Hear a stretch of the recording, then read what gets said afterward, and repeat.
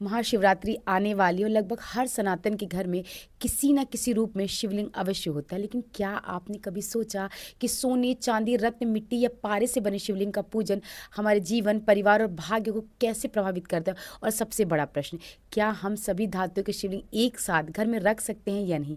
आज के इस वीडियो में शास्त्रों के प्रमाण सहित इन सभी प्रश्नों के उत्तर मिलेंगे, तो वीडियो को अंत तक अवश्य देखिएगा।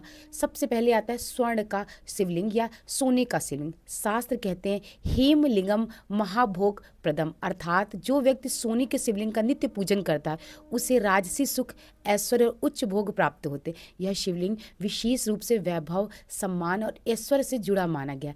अब आता है रत्नों का शिवलिंग। रत्न अर्थात जैसे हीरा, पन्ना, मोती आदि से निर्मित शिवलिंग के विषय में शास्त्र क्या कहते हैं? रत्न जतम लिंगम धनद, अर्थात रत्नों से उत्पन्न शिवलिंग का नित्य पूजन धन की वृद्धि, वैभव और समृद्धि को लाता है। अब आता है चांदी का शिवलिंग। शास्त्रों में कहा गया है रौपलिंगम पृतुकायम प्रसिद्धम, अर्थात यदि पितृदोष से मुक्ति चाहिए या पितरों की तृप्ति करनी हो तो चांदी के शिवलिंग का नित्य पूजन, पितरों को चांदी विशेष प्रिय मानी गई है। अब आता है कांस्य यानी ब्रॉन्ज। शास्त्र कहते हैं कांस्य लिंगम यश करम, जो व्यक्ति समाज में नाम, यश और प्रतिष्ठा चाहते हैं उसे कांस्य के शिवलिंग का पूजन करना चाहिए। दिन प्रतिदिन उनकी कीर्ति बढ़ती है। और अब बात करते हैं पार्थिव शिवलिंग की, जो कि सर्वश्रेष्ठ साधना है।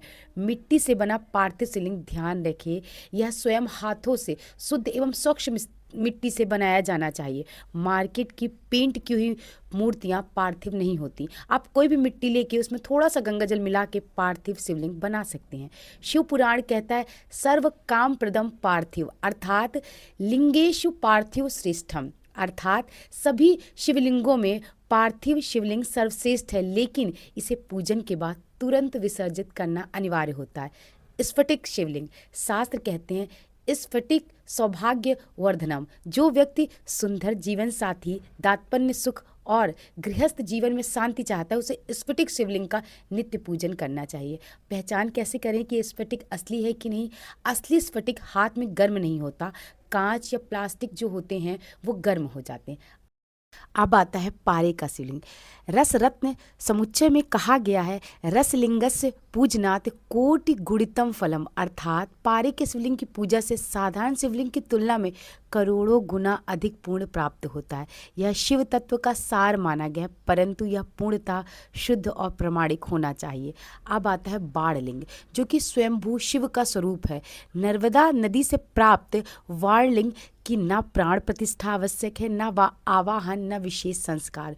शिव रहस्य ग्रंथ में कहा गया है यह साक्षात शिव स्वरूप है। जैसे शालिग्राम विष्णु के स्वरूप हैं, वैसे ही वाणलिंग शिव का स्वरूप है। अब प्रश्न उठता है क्या शिवलिंग का प्रसाद ग्रहण किया जा सकता है या नहीं?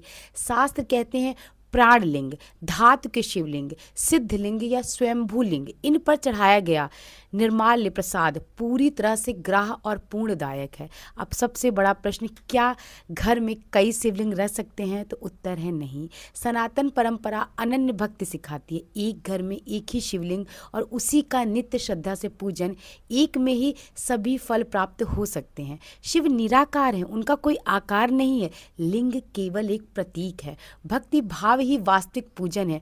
महाशिवरात्रि की आप सभी को हार्दिक शुभकामनाएं।